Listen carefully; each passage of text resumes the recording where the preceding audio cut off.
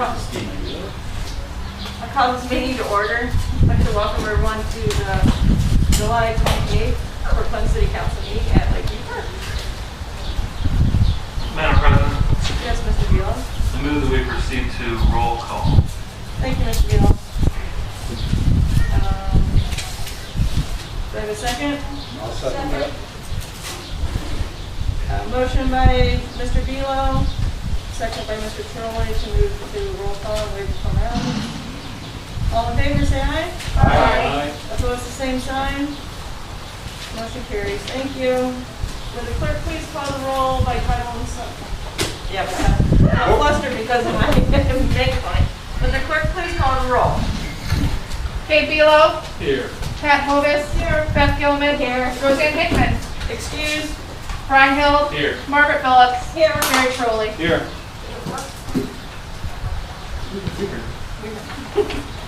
Thank you. Council, you received the July 14th regularly scheduled meetings. They were emailed to you previously. Does council wish to take any action as to the minutes from July 14th? Madam President, make a motion that we approve regular meeting minutes. Thank you. Do I have a second? Second. Thank you, Ms. Phillips. All in favor, say aye. Aye. Opposed, the same sign. Motion carries. The chair notes that certification has been made regarding compliance with the rules and notifications of this meeting. Madam President, Yes, Mr. Philo. I have an ordinance and a resolution. I intend to make a motion to add to tonight's agenda on top of the guest presentation. They were distributed by email. Resolution 20-6 and ordinance 18-20. As such, I move to add resolution 20-6, ordinance 18-20 to the agenda for the first reading tonight. Do I have a second? Second. Thank you. Further discussion? Would the clerk please call the roll? Jerry Trolley. Yes. Margaret Phillips. Yes. Brian Hill. Yes. Beth Gilman. Yes. Pat Hovis. Yes. Kate Belo. Yes. Thank you. Motion carries 6-0. Thank you. Thank you. We Madam have- President, is that going to go in the next council meeting's readings, or does that start today, The first reading will be this evening this evening? for both. Thank you. Public comment? Kate? Yes. Okay. If you could you stand closer to the back of the microphone? Okay, thank you. Thank you. There's the teacher in me, I take her to pass out. And I'm not used to wearing this mask, so I hope you can hear me. Thank you.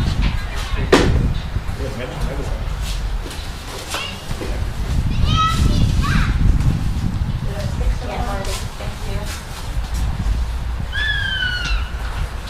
Stand right here? Please, thank you. Okay. My name is Marty Brown. I own Brown Properties. I have apartments, rental apartments, and rental houses. I wish to address the council on what I and many other housing providers consider unfair charges by the water department. As you know, landlords are responsible for water and sewer charge fees not paid by tenants when they leave the rental and have not paid up to date. The city was not disconnecting water service for non-payment of rent until this week. It's supposed to be effective this week to be disconnected. Okay, if you look at the second page, it's a copy of a bill I paid for a tenant that moved out of state. He had a previous balance of $146, then there was a penalty, then there was the current charges. And notice at the bottom, the underlined part, on June 12th, the EPA revoked the ruling that suspended public utility shutoffs effective July 12th. However, the city of Port Clinton will extend the shut-off notice from water and sewer utilities until August 1st. The city chose to extend the deadline for disconnects an extra month beyond when they legally could have disconnected a month earlier. These fees also include late penalties. I have referred, and these are copies I have in my house, to copies of delinquent notices that I received for May, June, and July. The worst offenders I have so far is I have one person who owes $421.67 back charges. Another one owes $344.95. If they move out without paying, the additional charges for this month will be added. Those bills will also include late fees of 10% per month. When talking to Julie at the water department, she mentioned that since I received copies of delinquent notices, I could evict, since that was in violation of the rental agreement. Because on my rental agreement, it says they're supposed to pay water. But as you know, this week is the first time it is legal to evict someone if my rental property is financed with a federally insured loan. And according to Julie, late fees of 10% will be assessed on all of these. If the service has to be connected due to non-payment or then reconnected, those fees of $30 each will also be assessed to the property owner. At the very least, I am asking that late fees, disconnect, and reconnect fees be waived to the rental property owners. City of Fort Clinton says it encourages small businesses. I'd like to see some evidence of that. Thank you.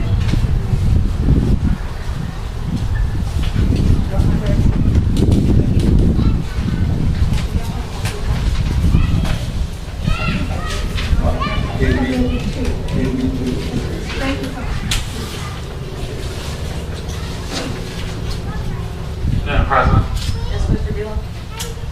I recall at the beginning of the pandemic, there was discussion of approaching Ottawa County Regional Water about perhaps reducing the city's financial burden for water, and that would allow waivers in such instances. The city would have a lower bill too. Is there any results in that? Yeah, we had many meetings, more than one, I guess, with Gino and Kelly and the water, and they did not think that there was substantial loss, that they would do anything along those lines.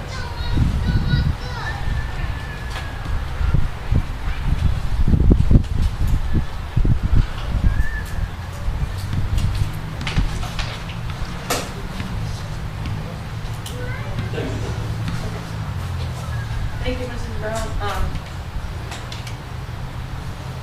I don't know, Mr. Colston, you can explain the reasoning why? I mean, I know it was because we were told the city couldn't shut off anyone's water. Correct. We couldn't shut off any water till I think it was July 12th.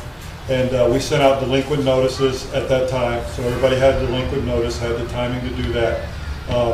Haven't had, and you know, you guys were kind enough to let us do payment plans and stuff. I think we have one that took advantage of that from the very beginning. On all these accounts we're talking about, they could have set up a payment plan long before that. And only one person, as I stated, took that advantage of that situation. So we decided internally that it was time to go back to help people like Mrs. Brown, so that we would not let the meter keep on running. And so that's what we decided to go August 1st. There was a little bit of pushback, and people would rather us maybe not do that because we're still in a tough time. But we thought that that was the right thing to do, so that's why we moved forward. I think we've had some discussion on that amongst ourselves too. So that's kind of the logic behind it. We've put it out there many times about the payment plans and everything that could have happened, and nobody seemed to take advantage of it. So that's where we're at now. I do not know a total. She'll wait till she gets, through this week, and then she'll give me a total by Monday of exactly how many people will be turned off, and I will certainly present that to you guys when I have those numbers. We'll probably send it out in an email. So that's kind of where we're at. Julie's trying to get all that stuff together as we speak. So that's where we're at now. Thank you. Thank you, Mr. Colston. Madam President. Yes, Mr. Beal? Mrs. Brown, is it your concern or your claim that the shut-off prevention is what led to the larger bills? Well, yes, but I mean, there wasn't anything the city could do about that. That was mandated, but they could have cut it off a month earlier instead of waiting until August 1st. They could have stopped it, you know, as of July. Because the July, your water payments aren't due till July 15th. And then also, I had no control over whether a person paid their water or not, so I said at the very least, I don't think I should be charged for the 10% every month that they were delinquent. And if they get it shut off and I have to reconnect before I can re-rent it, because I had no control over that. I couldn't evict, legally I couldn't evict if they weren't paying their water. I got the delinquent notices, but it didn't do me any good. I called them, texted them, but I had no control. Next question. Yes. Mr. Colston, is it possible that the people who are not up to date with their water bills, that the owners of the places where they are residing could have a list by name or by address that these people are delinquents each I do, month? I get a delinquent. She gets one too, yes. I get one the same way that the tenant does. I get a delinquent every month. I get a delinquent printout the same as the tenant does. I know when they're delinquent, but I can't do anything, I couldn't do anything about it until this week.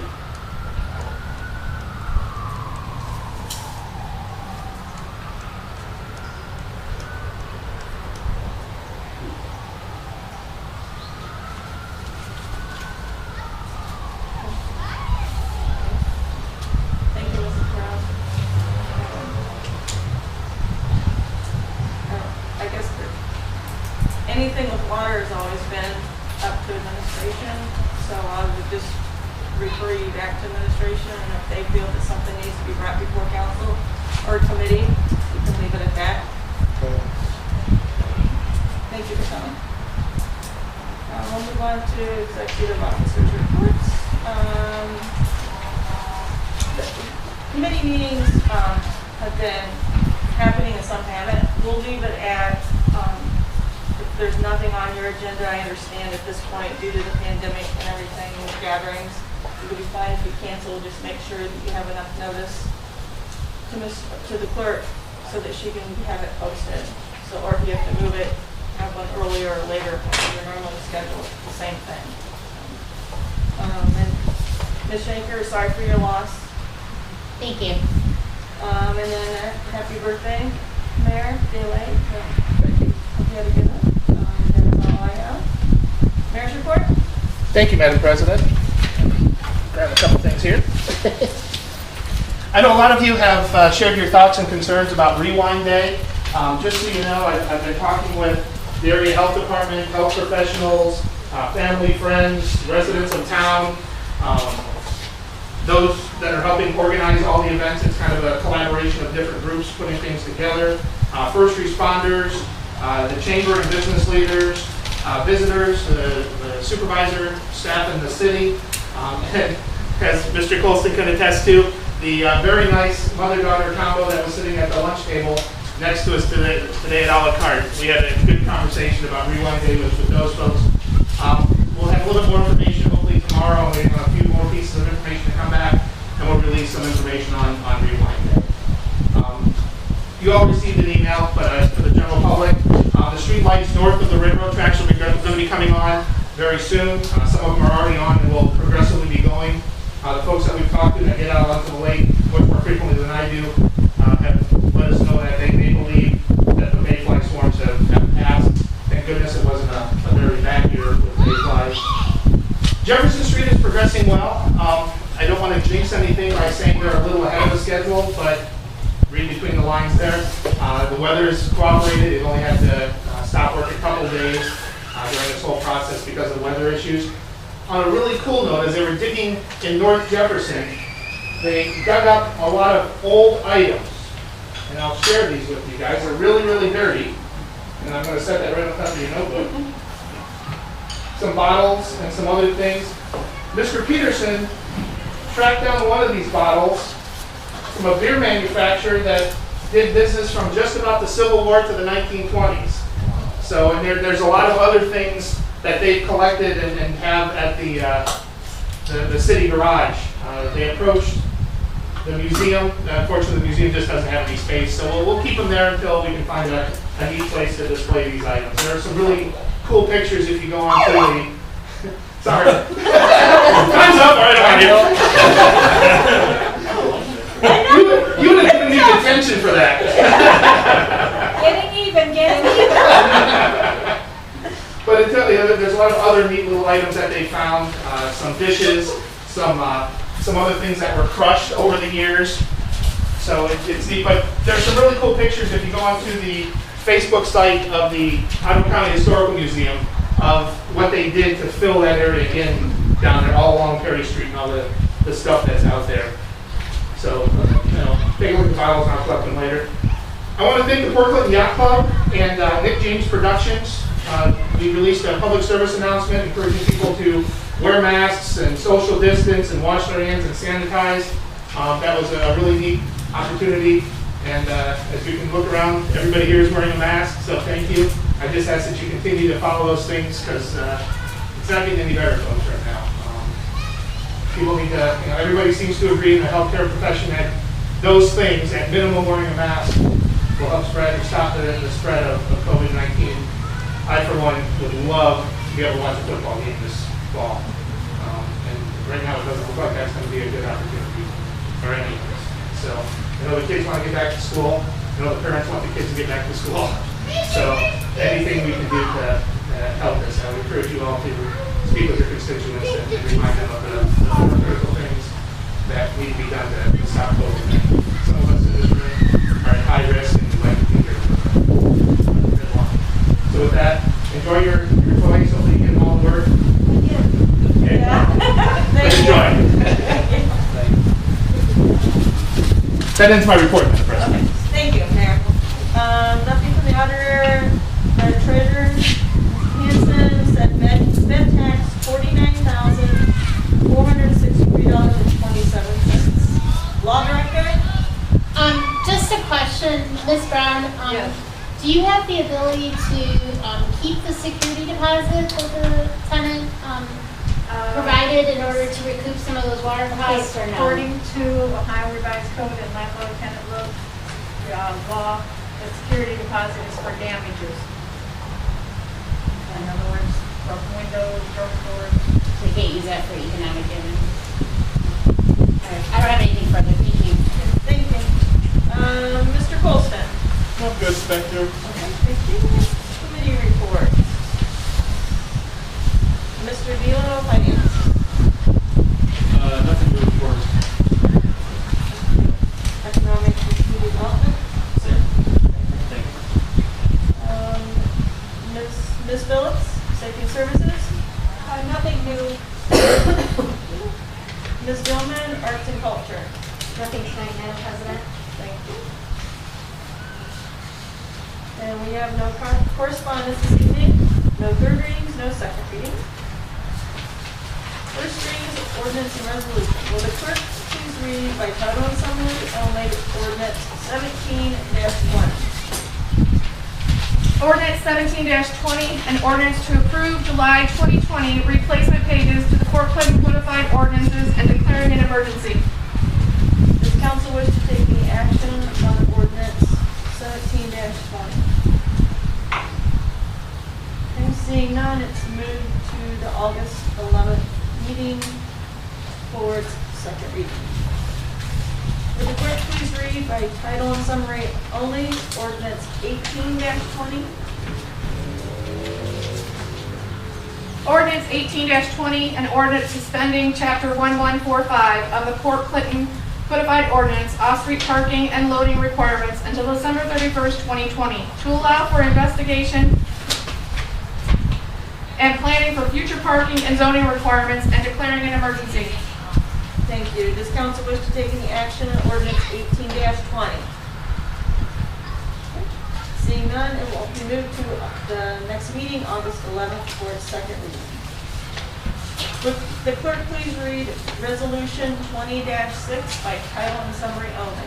Resolution number 20-6, a resolution repealing Resolution 19-2, a resolution to support nuclear energy in Ohio in response to developments pertaining to the federal criminal conspiracy charges against Ohio House Speaker Larry Householder and others who led an effort to approve Ohio House Bill 6, the nuclear and coal bailout package. Thank you. Does council wish to take any action on resolution 20-6? Okay, seeing none, it will be moved to its second reading on August 11th. Business from the floor. Mr. Trolley.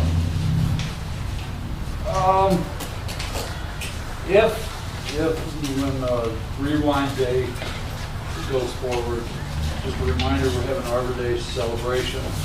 We picked up a tree today west of the playground. That's all I have. Thank you. Ms. Phillips? Nothing this afternoon, thank you. Mr. Hill?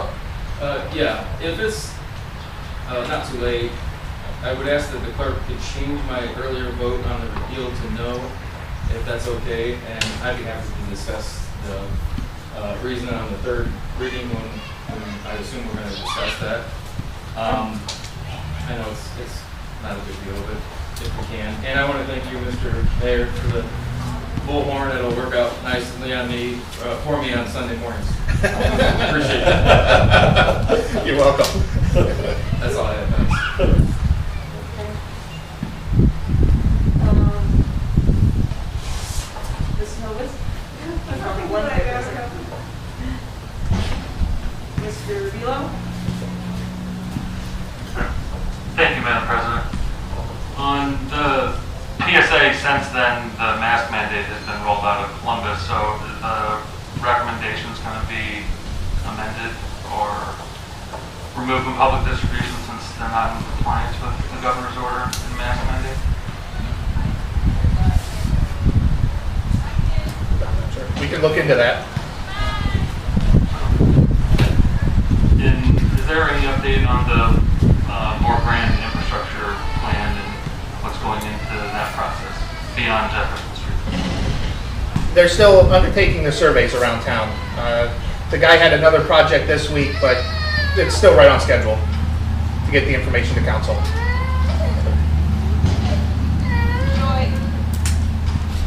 On schedule is in, when was that? I don't know the timetable off the top of my head, but I'll get it to you. It was 2 months, I think, Yeah. from now. Yeah. Okay. Thank you. Thank you, Madam President. So, Mr. Hill, do you want to change your vote to just add it to the agenda? Is that What we voted on at the beginning of today. That was just to add the two Yes. items that you want to change your vote to now? For both items? No, just the nuclear power. It was a single motion. It's a single motion, then just no, it's fine. And we will amend that to a motion carries though with the vote 5-1. Anything else necessary? Oh, I'm sorry. Oh, see if you're not sitting up in my group, my I pod. was going to siren you in a minute. Yeah, you should. I didn't really have anything tonight. I just wanted the mayor to seriously consider the Rewind Day in light of what was announced by the governor. He wants to discourage any kind of crowds. We're still a level 2 warned. I explained a lot of that in an email that went out to many people, and I just think you should take some serious consideration into that in our county. So, and I know you are thinking about it, but that was it, Madam President. Sorry about that. Yeah. I'm going to sign you next time. I'll just slide over my. Okay, do I have a motion to adjourn? Madam President, I move this august body adjourn.